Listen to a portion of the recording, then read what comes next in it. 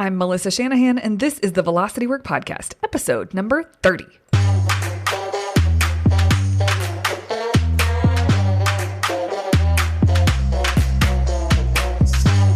This podcast is for attorneys who are running their own firms. We explore tactics, tools, and stories related to pushing past simply lawyering well and into building a successful firm. Working in your firm and working on your business are two very different things. This podcast focuses on the latter. What's up, everybody? Welcome to this week's episode. I gotta tell you, today is Joey Vitale that we're bringing you, and I hesitated after we recorded this conversation. I really hesitated to figure out if I should publish it or not because there was a point in this conversation where it really just became a conversation between two buds about work and business and sort of philosophy on that, on entrepreneurship and practices. And what's interesting is that, normally when I do these interviews, I really try to keep, I've been doing, I think, a pretty good job of keeping the audience in mind as I'm having the conversation. And in this one, just because we're pretty tight buds, I just sort of lost that. And really, we just got into it just turned into a conversation between two people. And you happen to be a fly on the wall for listening to it.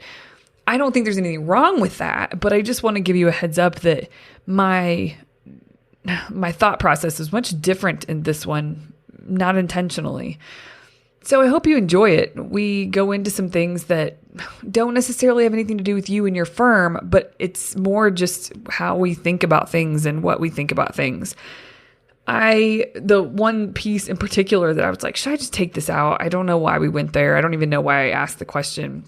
We talk about because he has experience in working with me as a coach and working with Velocity Work. And so I said, do you think I should be called a facilitator, a coach, or a consultant? And so we kind of go down this rabbit hole for a little bit.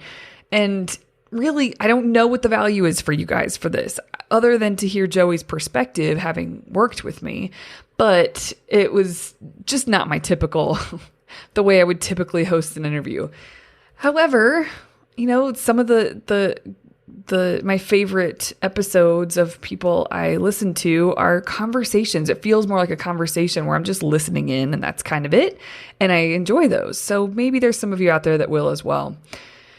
Either way, many of you know Joey Vitale. He'll introduce himself a bit on this podcast, but whether you do or you don't, you should know him. He's incredible, and I'm lucky to call him a friend. I'm lucky to have worked with him and his team, and he's just doing incredible things and constantly busting through his own fear to continue to grow and develop his business. And it's fun to watch. It's fun to be able to stand next to him and while he's working on this stuff. And yeah, privilege to call him a friend. All right, everyone, enjoy. Welcome, everyone, to this week's episode of the Velocity Work Podcast. I have a special guest. I won't ever sing for you ever again, but this is Joey Vitale of Indie Law and others. So we get into that.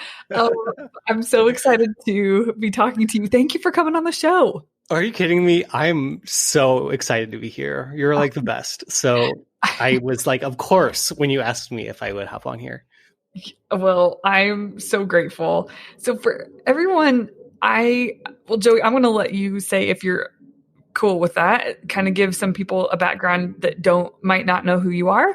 But I wanted to share with everyone before he goes into all of that I had been doing this work for a long time for a different market for doctors and dentists. And I was working for a consulting firm, and I left and I formed Velocity Work, and I was working with small businesses at first. And Joey was one of the quote unquote small businesses that hired us to do to offer our product at the time, which looks a little bit different now, but he basically hired us to get organized and have an annual strategic planning retreat and then quarterly retreats following up. And so he was the first attorney I ever worked with. And I knew I needed a niche down. And the second that I met Joey and got to work with his team, just a couple of retreats, it was like, oh, okay. And Joey had said, you should work with attorneys. attorneys need this. And then the more I worked with him, it was like, oh, this is a no-brainer. This makes total sense. And if I know that you are a unique bird, Joey, but I kept thinking if attorneys are this like anything like Joey and have the same aspirations as Joey, I want to work with them 100%. And so you are really the impetus for me niching down to attorneys. And I'm so grateful to you for it because it's been the best decision ever for myself, for the business, for hopefully for clients, everything. So thank you. Well, thank you for saying that. I feel like I won't do this to your listeners. We can go back and forth all day with how much we love each other. That's true. And I've gotten so much from working with you and you helping me see what my business and I am capable of has meant more to me and my whole team than you will ever know. Well, thank you for saying that. That's amazing. I love that our love is mutual. Yes, totally. So who is this say guy? Something about, give people, who are you and what do you do? Sure. So by day, I'm a trademark lawyer. I'm what I call a brand legitimizer. So I help small businesses, growing brands, digital CEOs call dibs on their trademarks, secure the business names, slogans, podcast titles that they're using to become a distinctive brand in the marketplace. I started my firm about 3 years ago, never ever thought that I would run my own business, let alone a law firm. And I've learned with friends and mentors, help like Melissa, that the things that made me feel like I wouldn't be a good business owner or a good lawyer ended up being like my superpower in ways that I didn't think. And so, part of what Melissa helped me with over the past year was not just running our trademark law firm, but building and growing and now scaling a completely new business that has a trademark training program that we run independent of the law firm to help people who can't quite afford to work with us one-to-one still understand the traps, pitfalls, and risks on the trademark and legal side of things. Okay, that's so good. I feel like there's the sky is the limit in terms of with or without me. Like you gave some credit there, which I really appreciate, but you have an ability to think in a very visionary way about how to expand your business, and not for the sake of expanding the business to hit numbers. Numbers are a part of it, but there's something very soulful about the way that you approach things in terms of the vision that you have is, which I think we'll get into compelling reasons and what you think your vision might be, things like that. But I'm constantly impressed by how you think outside the box to get a different result that like someone over here who looks like your competitor isn't even thinking about how to try to get that result. Like you're thinking that far outside the box. And I think that is super cool, number one. And then number two, it's going to be the thing that makes you sustainable over time and as a brand and as you grow, because you aren't doing what everybody else is doing. And there's something to be said for that. I don't know if you agree with that or not, but.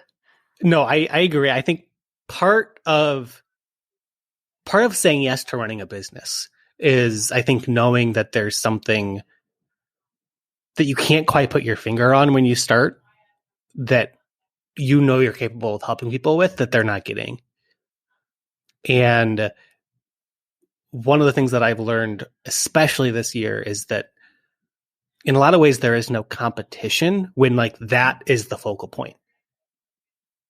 Yeah. Because you're just continuing to better align what that thing is that you can't quite put your finger on with who your ideal client is and who you love working with, and better understanding them and better building something and then marketing something that they need and want.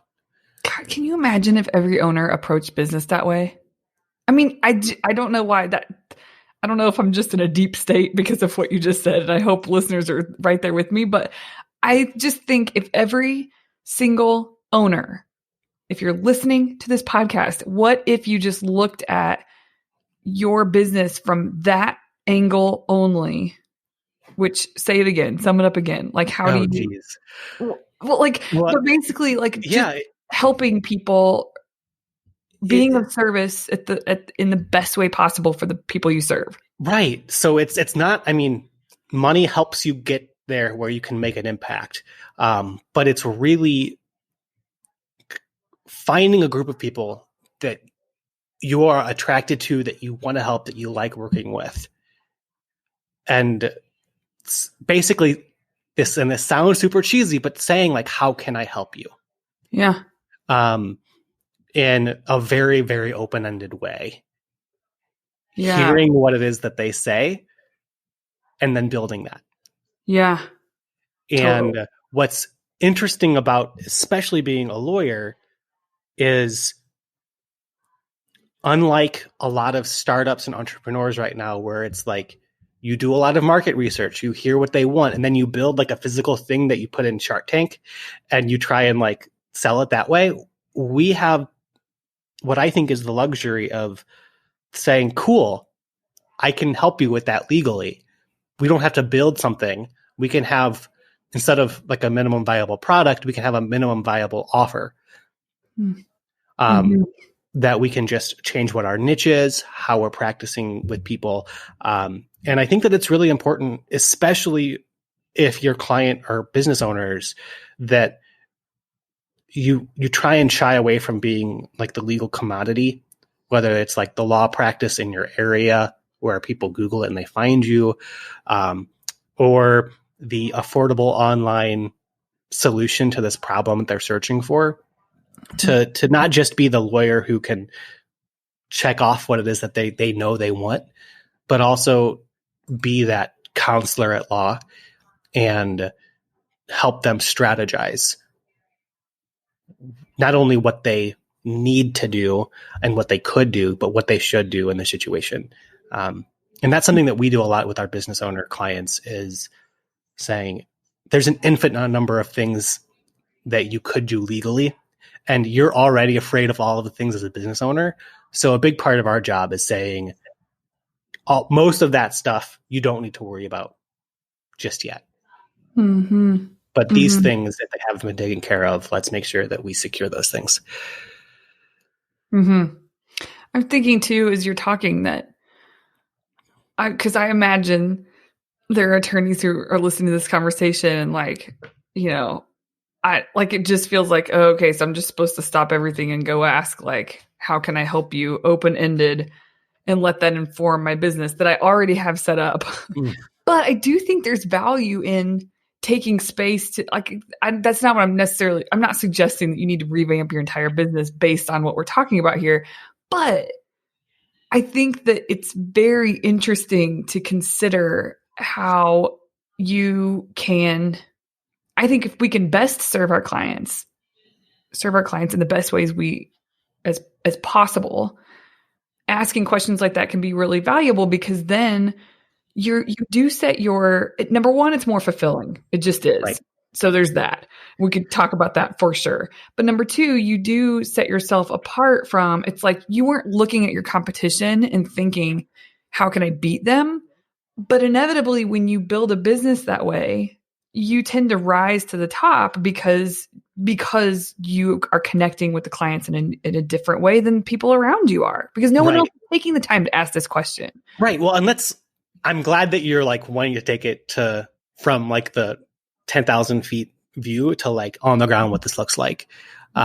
So you're right. It doesn't have to be like, let's disregard what we're doing and like just start asking people super open-ended questions. But what you could do, and what we did, was we started with the calls that we were doing with leads. We started asking more open-ended questions about what's challenging you. We took that language and we said, what if instead of trying to make this like a strategy call or a discovery call, it was more about like, let's just hear what your concerns are. And then at the end, we'll see if we're a good fit. So what you do then is you do what you can to make those discovery calls, those consultation calls, higher converting, but you know what their challenges are because you've asked. So on the website where you're asking for the call, you can say, if you're struggling with XYZ, then these calls will be great for you. Then you start testing that page and you see how that page is converting. And if that's converting well, then you can take, okay, what's the step kind of before that? And now you have really good language that you can start using in social media and advertising that will take them to click through to that page. And so it's not totally separate. Let me drop what I'm doing, but you're really nestling down into this thing that I already have. Even though I'm shouting from the rooftop, people don't seem to be interested in it or buying it. Why is that? And if you're dealing with that issue, then there are parts in the funnel that you already have where you can just start listening more. I love that. And good job on making that super practical. Like just take just start asking different questions on the consultation calls that you have and go from there and just get that data because it is data. Totally. And if I can be kind of vulnerable here, one of the last retreats that we had, we realized that part of the reason why our velocity work retreats weren't as smooth as they wanted them to, or our team was just struggling a lot, was because with all the changes that we were doing, we started to lose confidence in the levers in the business, that if we pulled them, we would get sales or we would get whatever the conversion was. Mm-hmm. And me now having more clarity on the calls and the conversion page and all of that, that's all a result of us being aware of the fact that we didn't have those things before. Yeah. Yeah. That makes total sense. And so I think what we're referring to is this idea that when you are pivoting or launching something new, or there's a newness element to what you're bringing to the business, there's a lot of uncertainty, and there can be chaos that kind of comes with that at first until you can figure out what levers to pull. Then you know what to back. So that's what Joey's talking about. He's like, he's done the work at this point to figure that out now, because there was a period where he didn't feel confident. The team didn't feel confident that they knew they could rely on, like, yep, that thing that is going to affect the outcome that we're looking for. Yeah. Well, and now that we have have it now. Sorry, I didn't mean to interrupt you, but I get excited. Now that we have a lot more clarity around the numbers that happen at like the bottom of that funnel with our warm leads, we can a lot more confidently do our social media strategy that's organic and paid, me speaking, podcasts, because we know that when we send people to that page or whatever it is, we've got those numbers and we can start to build projections based on what we've been tracking. Totally. Okay. So this is a fun next question. At least it is for me. You can share if you'll agree. Do you think that it's my experience has been with people that getting to figure out what your levers are is not ever a pretty cakewalk. That didn't make any sense, but it's not easy to figure that out.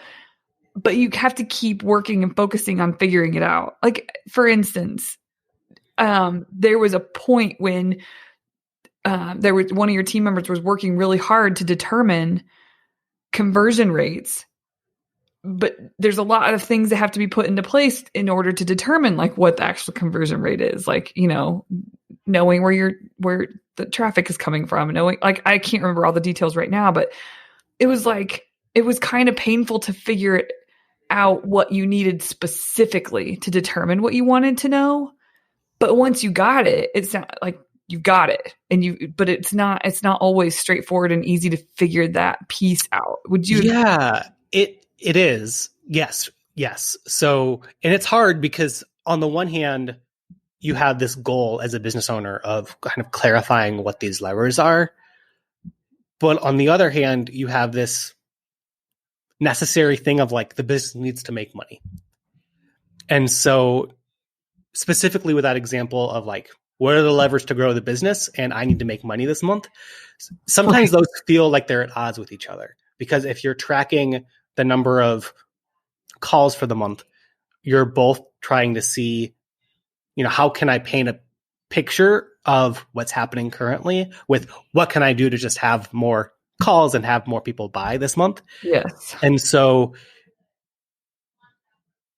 I think to me, a real big difficulty is saying I have to be okay with a win this month being me knowing my numbers, not necessarily having a high sales month. That's so good. Yeah. Because that means that now, like, if that can be the win, the reason that's such a win is because now you have an awareness that will serve you. It's like the gift that keeps on giving. Yep. But if you don't have that awareness, it doesn't matter what you do with the number. It's just not as strategic if you don't have awareness. Right. So I'm trying to think of a legal example here. But I'm in a group with, I'm in a paid group, kind of a mastermind of different people who are wanting to scale an online educational product. And somebody in the group recently said, I now have this webinar that I'm sending Facebook traffic to.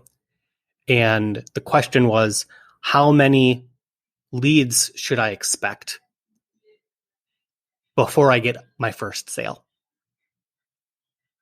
And the group responded like, you're asking the wrong question. Mm-hmm. Like, first, let's just see, number one, let's try and get at least 100 people from that Facebook ad to click through and actually opt into the webinar. Once we get that, out of that 100, how many people bought? Yeah. And before you try and improve that number, you just have to figure out what it is. I also think that this feels like the perfect time to discuss, thinking of lawyers. One thing that I have run into, which I have mentors of my own, and I was just telling a client today, I got sort of my ass handed to me by one of my mentors this quarter about like what I should be doing, like what I'm not doing right, what I'm not doing well for clients. And it was like, you work, you think you're doing the best you can, but it's really nice to have someone that's going to be honest with you and not really care how you feel. Yeah. And some of what am I trying to say here that goes along with what you said? What I'm noticing is that clients don't often want to do the things that they need to do to get the awareness or the knowledge that helps them make smart decisions in the future. Yeah. And I think there's different reasons why maybe they don't want to, and actually it's around marketing, which we're kind of talking around some of the marketing stuff. Around marketing, if you've never really tracked anything around marketing, it can feel overwhelming. Where do you start with what to track specifically in marketing? Yep. And I think attorneys it's so easy and understandable. This isn't an insult. Understandable why attorneys they get hooked into marketing agencies or companies out there that don't have their best interest in mind. And who knows what they're tracking? If they're tracking, they're probably, the agency's probably tracking something for them, but the owner doesn't have any understanding of what's going on. Right. And I think partially they would prefer it that way. They want someone else to handle it and just to run with it. But the truth is, at least what I'm observing, is that there's not a lot of instances that I'm finding where that is working out for the owner. Yeah. They're trusting someone else entirely. and they're disappointed in the results and they don't even know why. So I'm going to say something here that might ruffle some feathers, which is not usually my MO, but I've learned that outsourcing anything really, but marketing is you being lazy. But marketing. You're saying including marketing. Oh, including. Okay. It's you saying, I know this is important, but instead of internally building a process around this, I'm just going to completely outsource it. And then if and when it doesn't work, I get to blame that company. That happens. One of the things that again, being vulnerable here, one of the biggest lessons that I had to learn this year was that, and it really came from, and you know this, Melissa, like there were certain moments this year when I realized we've had great sales months, but our expenses were even higher. Right. And we run a pretty lean business in terms of tech overhead, team, and all of that. But we had huge investments in experts and different types of coaches who were doing things. And I did it for a couple of reasons. One of which was that it's kind of seen as standard in the space where everybody seems to be working with a coach. And I think coaches and all of those stuff are great. But it was like they had an expert that they were paying extra for all different types of growth. And if I'm really going to be a master at this stuff, I have a business that's good at it, then I need to know enough, like you said, to know when I'm hiring somebody that's good. And two specific examples, because we talk about marketing and growth. And to me, one of the reasons why I don't like the idea of hiring a marketing expert is because marketing encompasses so much. And very rarely can you find somebody who is actually amazing at all of those things. It's like my sister's a doctor, but she's an allergist. And like I wouldn't go to her for surgery. Right. And one of the most important foundational things in the marketing world that every business owner needs is copywriting and good messaging. And that is something that to a large extent you can learn as a business owner. And so right now I am working pretty closely with the copywriter, but it's in the context of a course. Like her whole course idea, and the reason why I said yes to it was for $1,000, I will teach you enough about copywriting so that you can then hire somebody minimum wage to come in and start doing copywriting things for the business. Yeah. I'm just thinking about essentially what I'm hearing you saying is that, and let me back up because I know I'm speaking for you as well here, tell me where I'm wrong. I know that you and I are not trying to bash marketing agencies, but because I think there's probably some really good ones out there. But I've been deliberately reaching out to them to talk to them, and the ones that I've talked to, there's no question they understand a lot in their mind, and they know that like they're super knowledgeable. And so of course they should market themselves in this way to lawyers specifically. Like, okay, fine. That all makes sense. But I feel like it's kind of going back to the beginning with the, like, how can I help you? How can I serve you? Like trying to read between the lines for a client. I feel like that's missing in a lot of scenarios that I'm coming across with agencies that are saying like, sure, here's the deal. I need $5,000 a month and I'm going to do X, Y, and Z, or maybe a whole host of things, which that in and of itself almost to me is a red flag, because I think when you're trying to do so many different, to accomplish so many different objectives for a client, that is almost impossible. But I'm willing to be wrong about that. So I'm totally up for, like, I'm all about meeting other business owners who really do have that approach of really wanting to serve, putting the client first I think it's unique. I met one recently, by the way, she's also an interview that I've done on the podcast, Chelsea Williams. She has an accounting firm set up that she is crazy about centering that, like, how can I make sure that my product is full of integrity for the client? Like, I think that's cool. It's a cool thing to be obsessed about. Yeah. You are for your clients, I know, just because we've had some really deep conversations about this stuff. Like the client, it's like a client-centric business, really in a wholesome way, to the best of your ability. And of course you evolve, and of course you keep learning. But it's almost like, I guess this kind of, we got on the spin because you were mentioning before, you were talking about marketing and how important awareness is. And when you do outsource to that extent, generally speaking, marketing, then, and so like, who knows what they're tracking in terms of data? Right.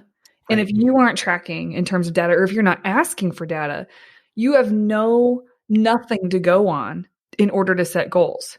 You have nothing to go on in order, which is kind of your point before. It's like, just get the 100 people to sign up, and then let's evaluate their behavior to sign up for the webinar, right? The free webinar. And then we have some data to look at, and then we can evaluate some things.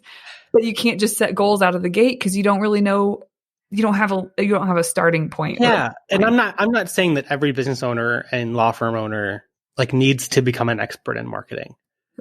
But I've learned that there are certain parts to business, and marketing and growth is a big part of it, where if you're going to run the business and take responsibility for the growth of it, then you need to understand the foundations.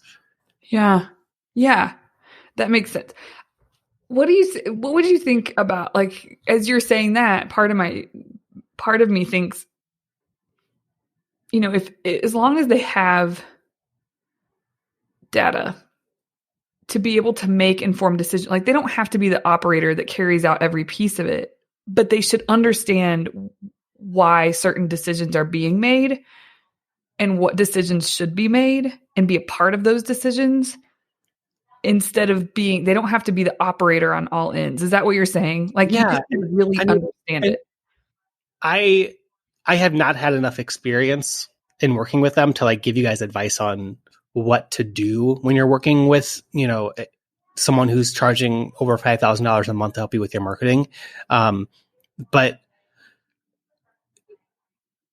to me, it's been really helpful to start in terms of that like funnel and let them know, here are our goals. In order for us to hit this number for the month or for the quarter, we need this many sales, which means, depending on our conversion rates, this many calls, which means, depending on the conversion rate of your call page, this many unique visitors. Mm-hmm. Mm-hmm. And they can say, okay, based on that, we can try these different strategies and see what happens.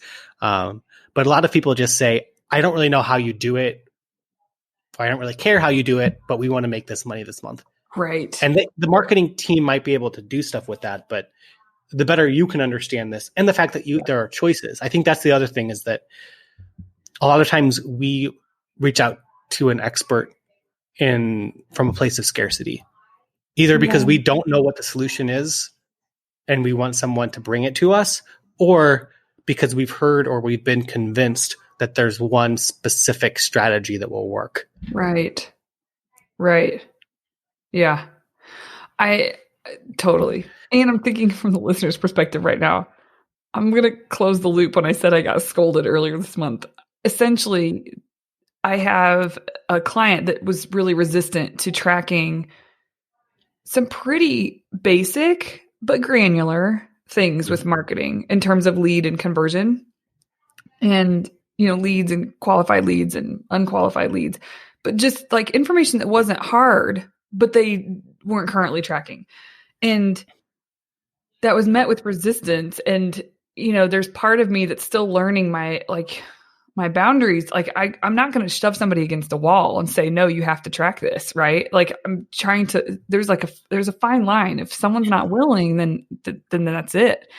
And so the feedback I got, which was like a serious smackdown, which was essentially, and from someone I totally respect and needed to hear it from, was that you cannot have strategic planning sessions without goals around marketing and growth. Like that doesn't make any sense. You can't just have goals around revenue, because then like something has to be feeding the revenue. So you've got to have goals. Right? So like you can't let people get away with it. I don't care how uncomfortable they are with it. Like don't work with them anymore. Like if that's it, then just they're not a good fit. And B, so basically that was one, like put your big girl panties on was the first piece. And then the second piece was that if you want, if they identify something they want to track, you need to create the tracker, period. Because you're asking them, if it doesn't exist and they don't know where to go and they're trying to understand their numbers, you need to create a tool to help them specifically understand their numbers. And it's literally changed everything. So now ever since I've had this really uncomfortable conversation, since then, I've been able to serve my clients better. And I don't have to push them again. Some of the resistance, I think, was they don't have time to create this stuff for themselves. Like they don't really know how to create this stuff for themselves. And for me, data and analyzing data is fun. So creating a tool for it is not, it's not as hard for me as it would be for them. They're lawyers, they're lawyering, right? So it's totally shifted where I'm not a marketer, but know your data. And if you need help getting something to pull your data together, I'll create that. And then you have some information to go toward. If you want to hire a marketer, you have information and you know your starting point, and you're not blindly walking into that conversation, I guess. It was hard, but I think this is, and I think that hopefully that is hitting something with all the listeners, because I think that a lot of us business owners and lawyers don't like thinking about those things. And I think a lot of lawyers, when we hear about business owners and like the Steve Jobses of the world, lawyers aren't really thought of as like those creative visionary entrepreneurs. But I think the ones that want to run a business tend to be. And we've talked a lot before about, the idea of an integrator or kind of second in command in the organization or accountability chart for a company, figuring out who that role is. And I think a lot of times what you provide for your clients is an awareness that there is this integrator COO role that needs to be filled for a business to run. And a lot of times they don't have anybody filling that role. So you specifically, but Velocity Work kind of tries to charge a lot of the action that needs to be taken there.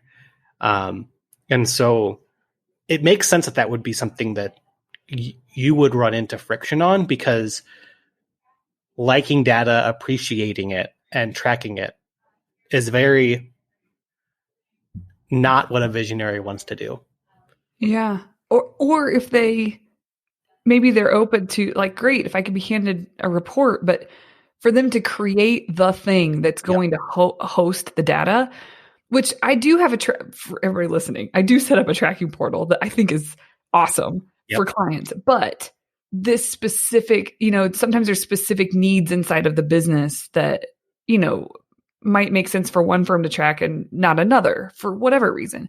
Those unique needs, I should I'm now, it's just a part of what I do. Like, I'm going to figure out what the unique needs are and create specific things for it, because I just think it kind of goes back to meet them where they are and how can I serve you? And I think the person who gave me the feedback, does similar work, strategic planning, but for $100 million companies. And, when he's looking at me and it almost looks like small fries to him, I think in the moment, there was a moment where I had a bit of he was like, how are you doing strategic planning sessions without growth and marketing goals? That doesn't make any sense. Like, revenue goals, I understand that you have those. How do you not have it around marketing? I'm like, well, they're not ready yet. There's a ton of resistance. We're still experiencing growth. And he's like, this is all like, you have got to pull people into line because this is not going to work for them long term. I just want to know, number one, I love all of this, but I feel like that right there is why it's so helpful to have a mentor or a coach, someone, not because they're telling you what you should do, but because you get to borrow the mind of somebody who is like 10x of where you are. Totally. And I think the whole point of us having goals is like how to think at a higher capacity. And him asking that question or like giving you that recommendation is just basically saying, here's how the 10x version of here's how you as the owner of the 10x version of your business needs to think about this issue. Yeah. Yeah, that's actually a good point, because I could keep going with the way I was doing things and I'd have a fine business, but to really offer the highest value and to keep leveling up, I'm going to have to think and be pulled and coaxed to think in new ways, in better ways, which is the beauty of coaches and mentors.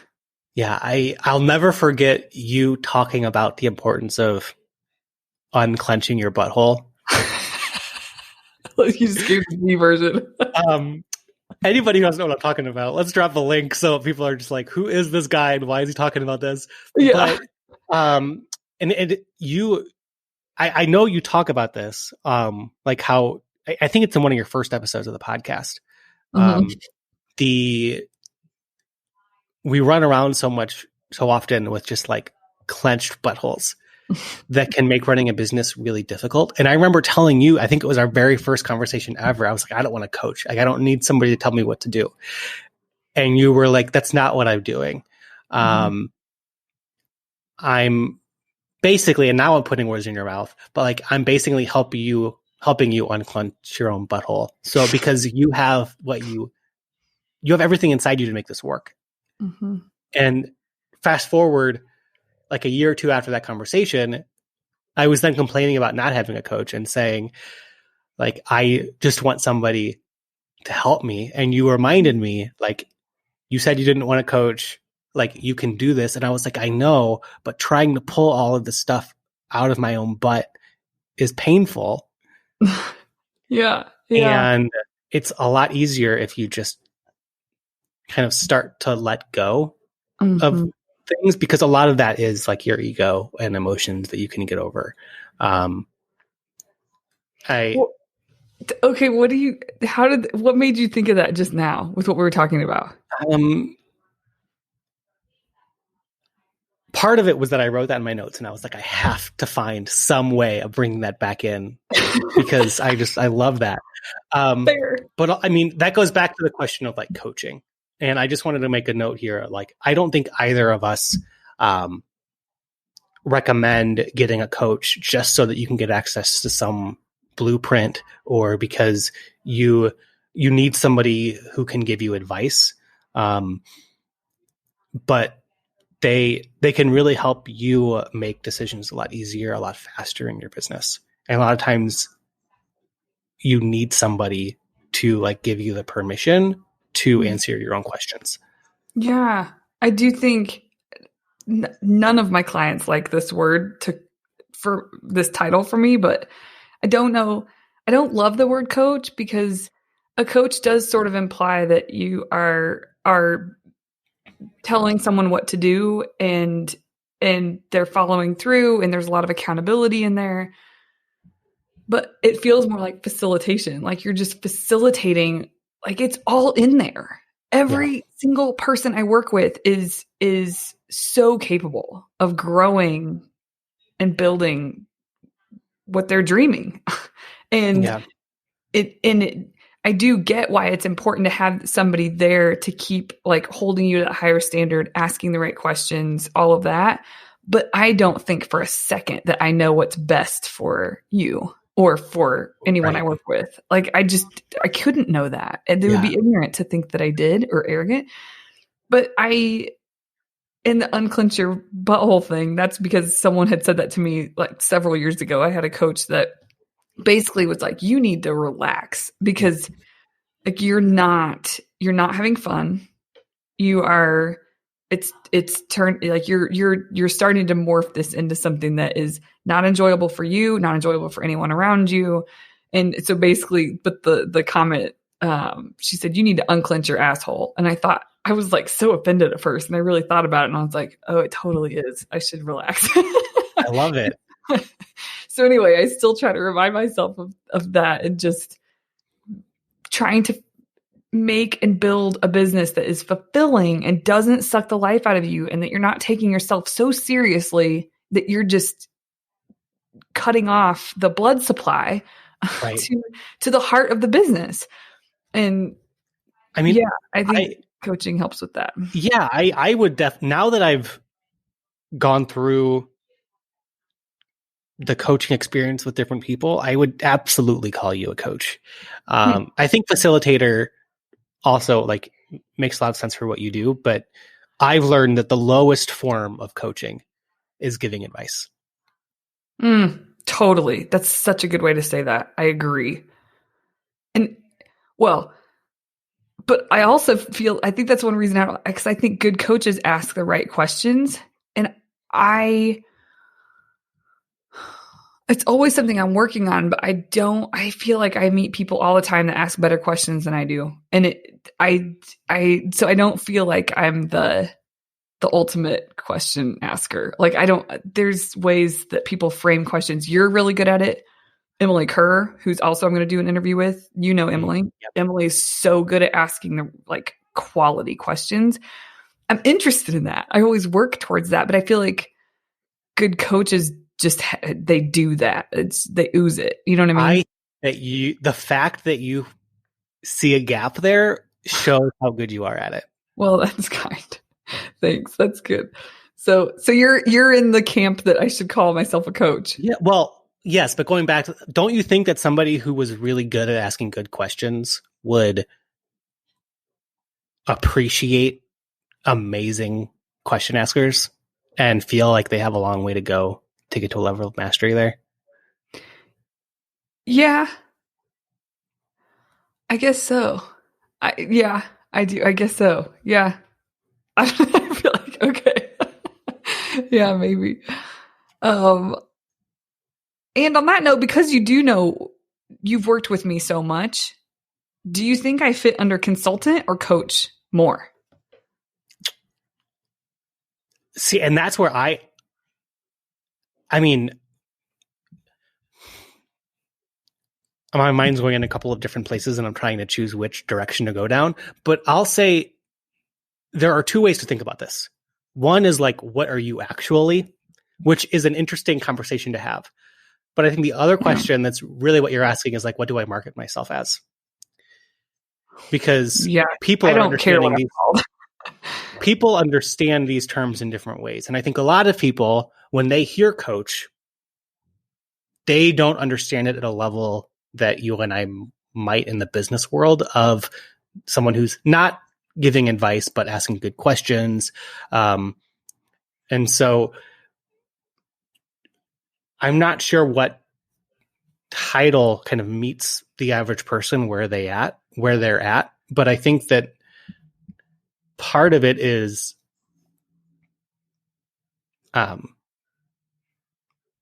getting off of like the label pedestal. Mm-hmm. And when you just ask people, like, what is it that you're struggling? And I've heard you at events and stuff be like, what is it that you're dealing with? And like, then you're just like, oh, I do that or I don't do that. That's a much more helpful conversation than do you need a coach or a consultant or a facilitator right now? That is interesting. Because to go back to that, it seems like I'm asking, which I am curious. It seems like I'm asking selfishly. I don't care. I wish I didn't have to even consider that. But it is interesting that people, they have a totally different attitude if you say consultant versus if you say coach. If you say facilitator, honestly, that's just confusing to most people. But that is like I do. And so, yeah, I don't really, when people ask me what are you? I don't totally know how to answer it. And I'm not too concerned about it, except that I don't want to confuse other people. Yeah. Well, and I think it depends on what room you're in. Yeah. Yeah. Like I've learned that when I tell people, when I tell business owners that I'm a trademark attorney, Uh-huh. they either are like, oh yeah, I need that, or they're like, I don't need that. Mm-hmm. And so the conversation goes a lot differently if I say that I'm a naming strategist and a lawyer, or that Yeah. I'm a brand legitimizer. Yeah. And so sometimes if you ask a question first and then based on what they say, then you can give the description that can Yep. help. Totally. Yeah, definitely. Well, I'm trying to think. I hope listeners are not like, all right, done with that section of the conversation. I hope that there's something, a nugget there. Because I do think it matters. That's interesting that how you decide to tell people what you do is based on the unique conversation you're having, because you understand, like, you want to understand who you're talking to first. Yeah. I do think there's something valuable. There's a takeaway there for anyone listening to this that owns a business. So Absolutely. that's pretty cool. Oh, I know that you were curious about my shift from Asana to ClickUp and how Yes. I organize things there. Totally. And earlier we talked a little bit about that accountability chart.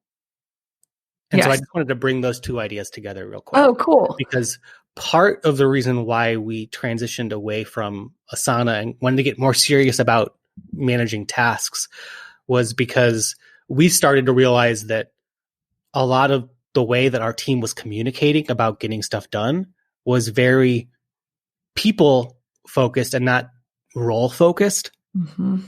And especially with people starting to transition towards and away different roles in the company, we were like, okay, we need whatever tool that we use to really better reflect the fact that there are roles that are in charge of this. Yeah. And not as much people. And so we took a closer look at our accountability chart, and we have, the visionary role, the integrator role below that, and then team leads and 3 main departments. And then under each department, there's a topic of something that is done there, and then different bullets of what goes in there. So from lead management, we have our social media, our Facebook ad strategy, all these different things. So what we decided to do was build out ClickUp, which we transitioned to, so that it mirrors our accountability chart. Nice. Oh, that's super interesting. I feel like, okay, let's back up for anybody who doesn't know what an accountability chart is. An accountability chart looks like an org chart, except it is essentially a chart to define the roles in the company and lines of communication within the company. And underneath each role, you essentially have like specific responsibilities, specific results that they are starts and stops with them, like that they are responsible for driving those results, and then tasks and responsibilities. So basically, Joey has this for his company where he's got an accountability chart. He's the visionary. He does have a growth lead. He has an operations lead. I don't know at this point. I don't know exactly what else you have in there, but like fulfillment is that growth? Yeah, fulfillment. So he has like this accountability chart, and he's basically saying that the project management system that he was using, he's switched. He was using Asana, now he's using ClickUp.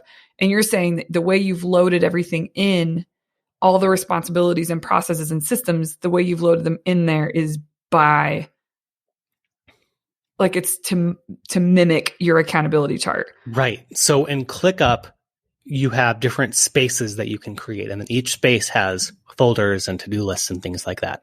So we created one space for each of the departments. And then in like the growth space, there are different folders for every kind of sub role within the growth space.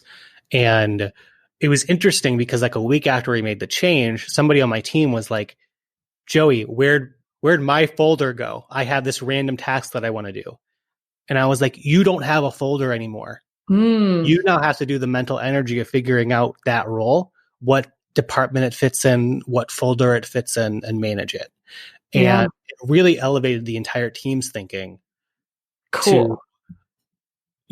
think about how is this action item that I'm doing, this project, a part of everything. And now, even though we use Slack, we really get upset with each other, and we're a pretty positive team, but we try and really highlight whenever anybody tries to use Slack to have a conversation about a project, because that should all be happening in ClickUp now.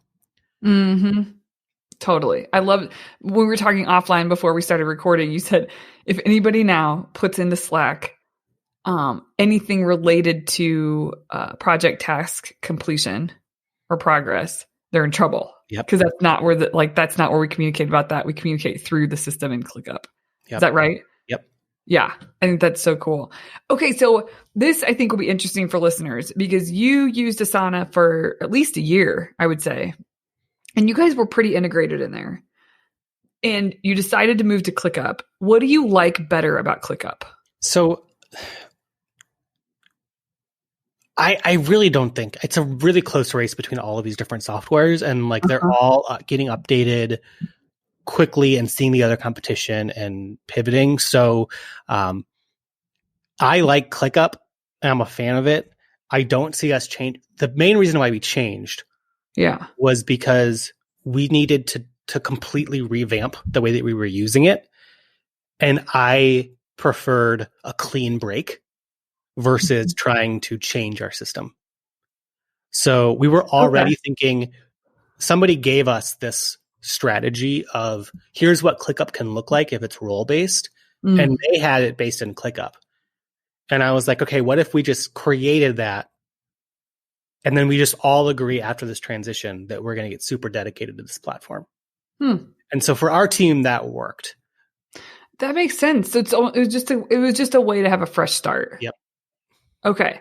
That makes a lot of sense. And I'm actually glad to hear you say that because I do agree that I think all these tools there's a lot of capacity inside of each of these tools and capability. And so I think what's interesting is there's a forum on Facebook we're both a part of that this is always a question that's posed.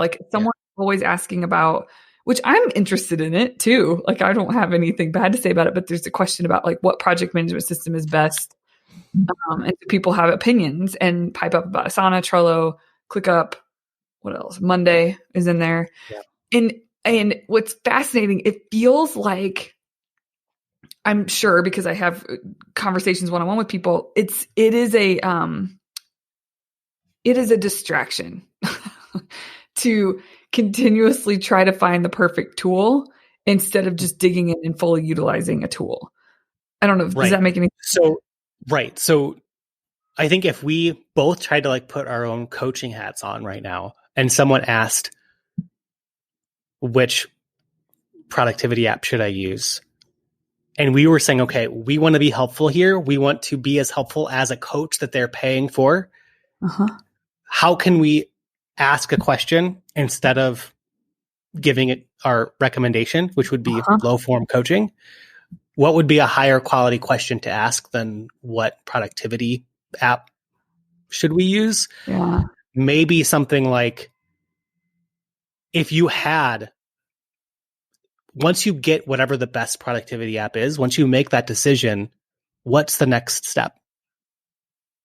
What's that next thing that you know you probably should be doing that that you might be procrastinating on because trying to figure out what app to use is going to give it to you. Another way to say that is if this was solved, what would you be thinking? What else would you be thinking about right now? Instead? Because you are right. People can buffer. There's a coach I love, Brooke Castillo. She talks about buffering is really when you're spinning, kind of mentally spinning on something when there's a lot of results that you need to get and you're not taking action towards those because you're kind of just buffering on this one thing. Buffering meaning when your mouse spins.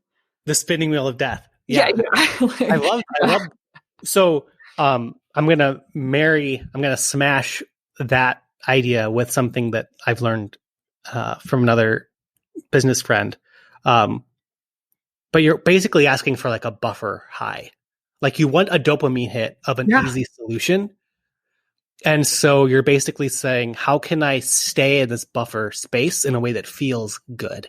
Because if the answer to my problem is just a new app, awesome.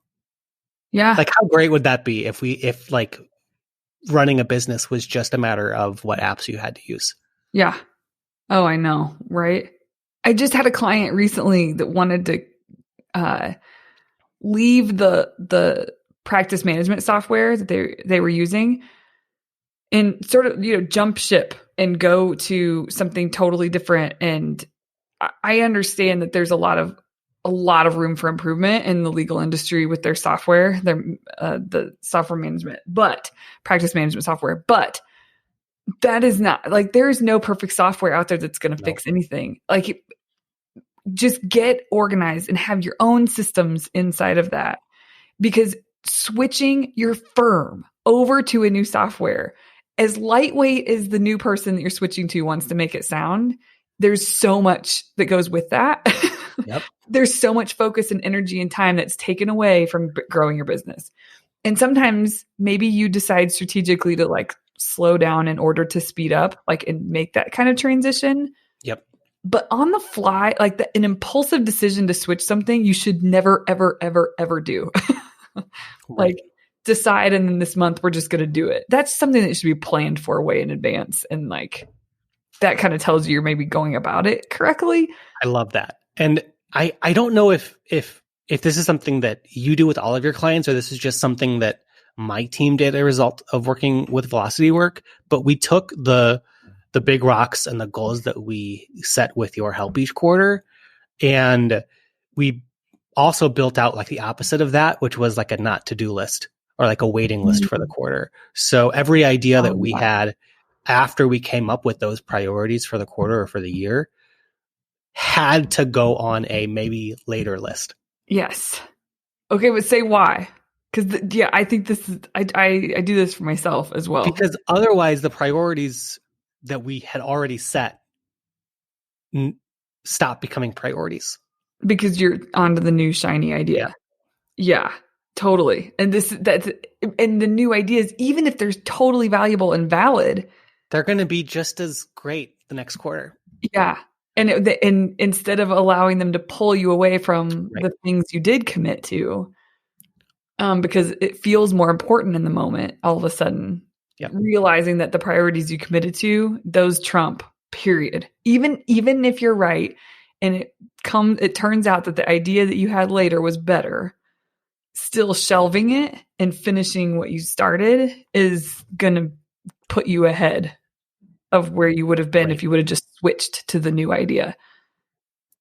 I hope I'm explaining that thoroughly enough. Does that make sense? I think so. Like people listening would understand that. Yeah. Like stay focused and do what you said you were going to do, period. Yeah. It's not always easy to do that. Yeah. And elevate your team to call you out when you seem to be wrestling with that.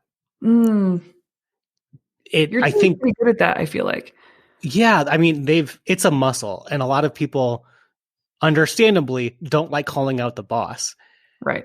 But whenever somebody says yes to becoming a leader of a team, part of that is them saying yes to owning that role that they've said yes to and being the internal boss on that.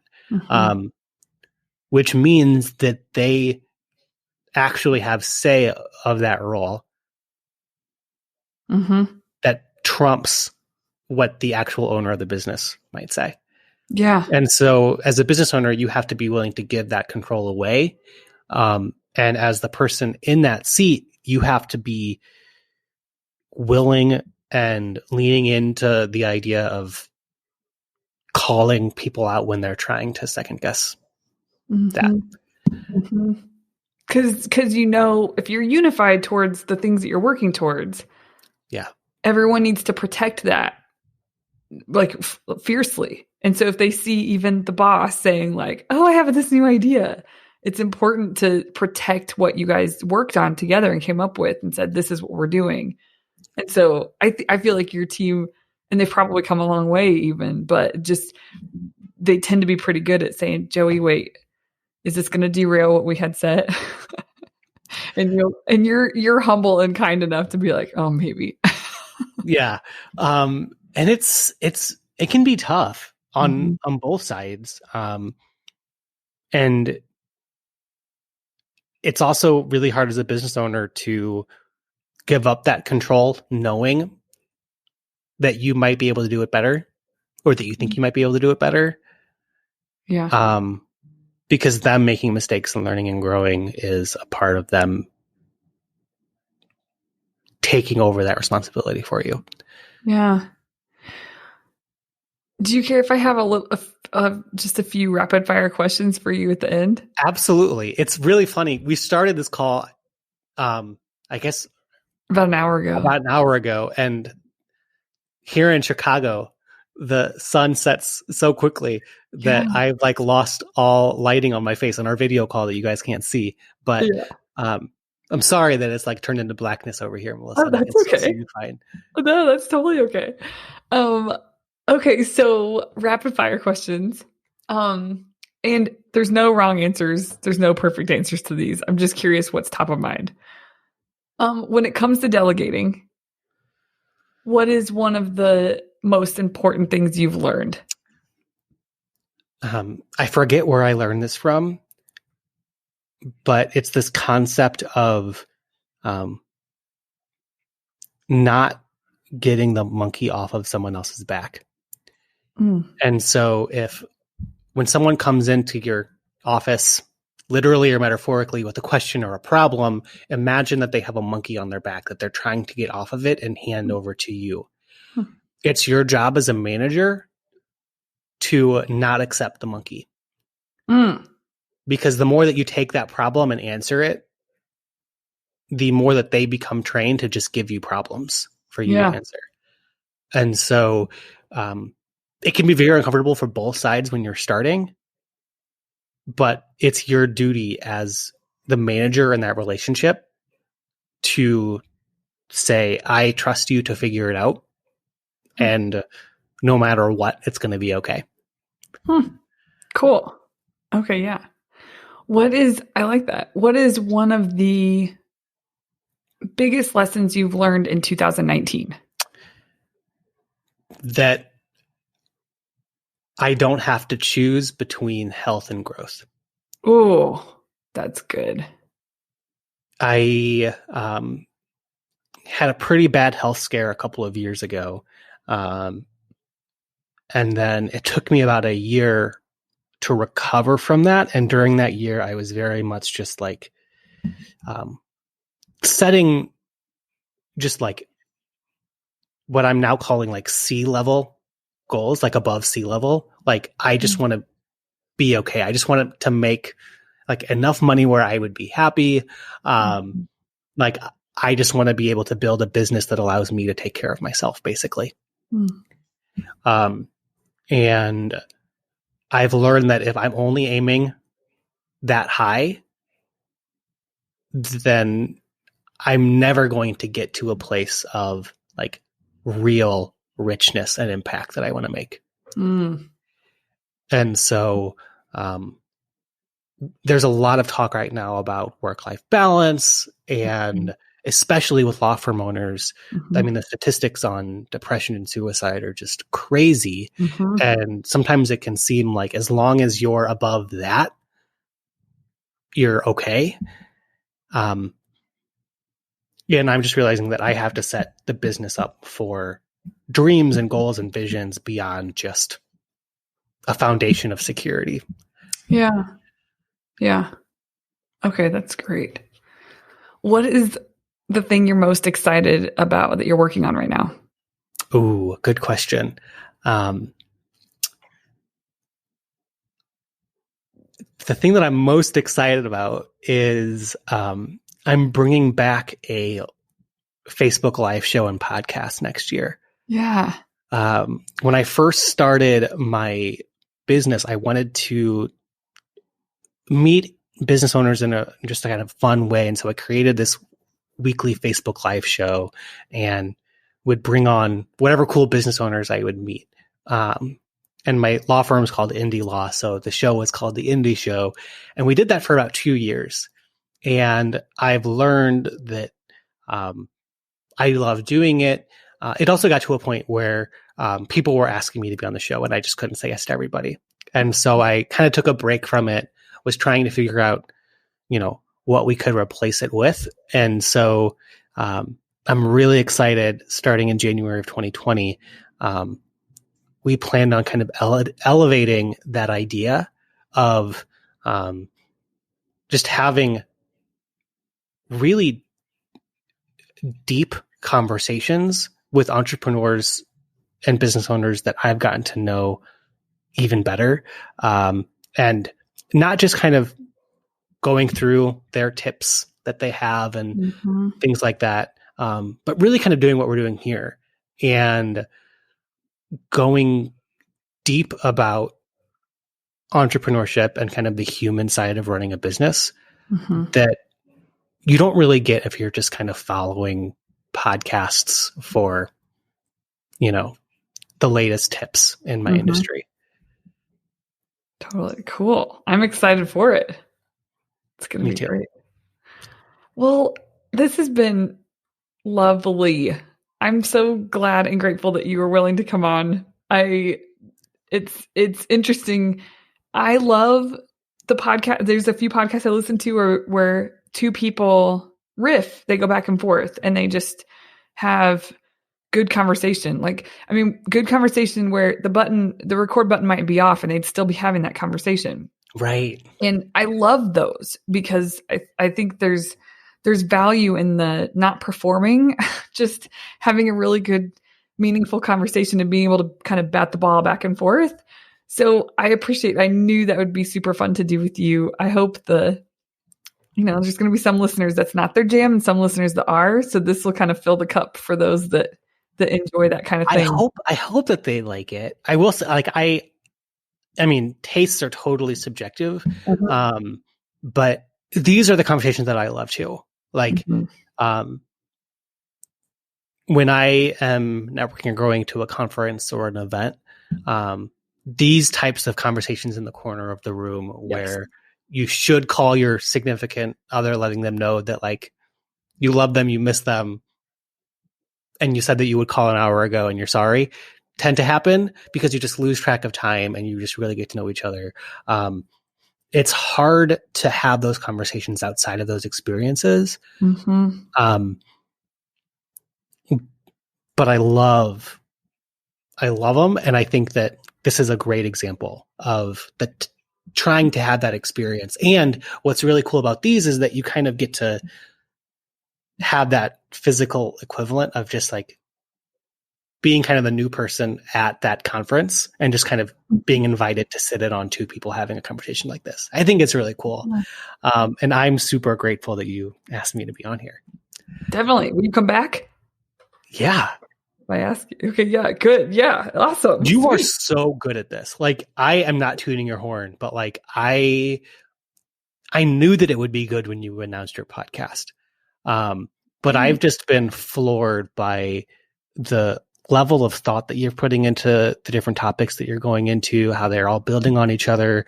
It almost feels like you're almost building your version of an Audible book with this, start it from front to beginning to end, work your way through it. That seems pretty unique to me and what I'm seeing people do with the idea of a podcast. I appreciate that. It is, I do try to remind myself to unclench my asshole around it, but I care so much about the podcast in terms of, it takes me, I'm getting better and faster, but I spent for the most recent podcast episode, I spent 2.5 hours researching and then putting together an outline so that I'm not just rambling. Yeah. And then recording. And it is, I can't believe how much time it takes, but I don't want to do it any other way because I don't want it to be sloppy. These interviews, it's weird. The interviews have a bit of a sloppier feel, quote unquote, but there's something really relaxed about a conversation instead of me just talking by myself into a microphone. So I'm okay with it. Like it's not absolutely. I think that if for whatever reason you're listening to this and you haven't listened like from the beginning, I highly recommend that you go through it all, because I think that having that structure and level of intention allows these kinds of free-for-all conversations. I think they have even more depth and context because you then understand kind of what the shared context is. Because I've listened to all of Melissa's podcast episodes, but even people who haven't but are invited to be here, like they've probably ingested and thought about the same types of things that Melissa has talked about on previous episodes. And so to me, it's almost like this is like the advanced courses after you've finished, the freshman intro. Oh, cool. That's such a cool way to think about it. I really want to, and for all of you listening, you can go to speakpipe.com/velocitywork. I'm open to feedback, but I really want to figure out a way to infuse interviews into the future, like after my break. I'm going to have a kid and I'm going to get back to it. And when I come back, I want to have a bit of a fresh, where it's not just me every single week, but like, how can I have more conversations because there's so many cool people out there doing cool things and with great perspectives that should be shared. And I think I can get better and better at interviewing and pulling that stuff out of people, but I'm interested in learning from myself, but then also sharing with others. So, do you know outside of like the direct podcast where you're tending to get the most traffic right now in terms of platforms? Weirdly, I didn't expect this to happen so fast. The podcast has been, I would say, I'm trying to think of all the proposals I've sent out to clients, like all the people I've had consult calls with, it's all been because of the podcast. Max Law podcast I was a guest on, and I've definitely had a handful of people reach out to me because of that. Right. But you're not yet seeing like you sharing your podcast on email newsletters or Facebook or Instagram, either of those promotional channels of the podcast as being like a particularly strong kind of microphone for the podcast? Not strong. Okay. I mean, it's there. Okay. But it seems to be a lot of the same crowd every week liking it and, whatever. I don't know. Not strong. I don't think. That's interesting. I mean, the Maximum Lawyer Groups, I think, is a good example of, they figured out that their Facebook group was a great way to, I don't want to say repurpose their podcast episodes, but like make people aware of when the next one was coming out, doing teasers in a very like human way, and then reminding people of the takeaways, because what you put is so high value that it's worth circling back to things. So I'm excited to see how you start to build more of like a community and conversation around all of these things. Yeah. I will say it's forced. And I assume everybody who has a podcast probably feels similarly, or like your show's coming up. It has forced me to get so clear on different, to be able to articulate very well on different things that I think are important. Yep. That it feels like I have something to build on now and refer back to now, or it feels like a bit of a body of work, so to speak, that's being built, that I'm very carefully building. And it feels like there's more, it's going to help with sustainability, I guess, as I grow. I don't keep recreating. Like I say these things in every single retreat that I'm in. So get it out of my head and onto a platform where people can just go listen to it instead of, the podcast on Daily Huddles is not going to be like, just because you listen to that, you didn't. I think I used to think that I do that for people in retreats. We go deep on that in retreats. that's what my clients pay for. But you could still listen to the Daily Huddle podcast. You could still listen to all my podcasts and it still makes sense at the end of it. You will know if you are in a spot that it makes sense to work with Velocity Work. Right. So it's like, I just want to get the concepts out to people, start using them. And if they're valuable and there's some wins for you, that is more power to you. Like, I give you a virtual high five. And if someday it makes sense for us to work together, that's awesome too. But I just want to try to get better at articulating the very things that I've been teaching for so long so that it improves me and it improves a whole host of people that may decide never to work with me, but they can improve things here and there in their own business, maybe because of what they've heard. Right. Feels like a win-win across the board for me as a coach / facilitator / consultant, for the listeners, and for Velocity Work as an entity. Like, just it feels like a win across the, like, no one's losing by having that podcast. And so it's so good. Well, thanks. I'm so grateful to hear that. Thank you so much. Well, okay. Thank you for your time. I'm so grateful. I can't wait to have you back on. Now that is officially black on my side of the screen. It is totally black. The sun is down in Chicago. All right. Well, thank you. And we got to do this again. Absolutely. Okay. Thanks, bye. Melissa.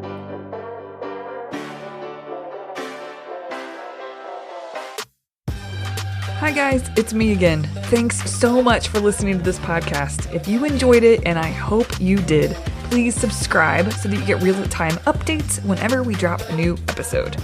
If you want to continue to hang out with us, come on over to our website and check out how we work with clients. It's our signature 3-phase approach that we use with law firms to achieve growth on their own terms.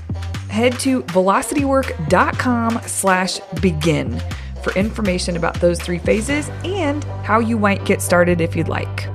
Again, that's velocitywork.com/begin. If there's a topic you'd like covered on a future episode, or a question you have, or someone you'd love to have interviewed on the Velocity Work podcast, go to speakpipe.com/velocitywork. Leave us a voice message there. It can be anonymous or not. We'd love to hear from you. If you want to hang out with us on social, come on over to Instagram. Our handle is velocity.work. And on Facebook, it's facebook.com/meetvelocitywork. Cheers, my friends, to real growth and a great life. Bye, guys. Show notes from this episode can be found at velocitywork.com/podcast.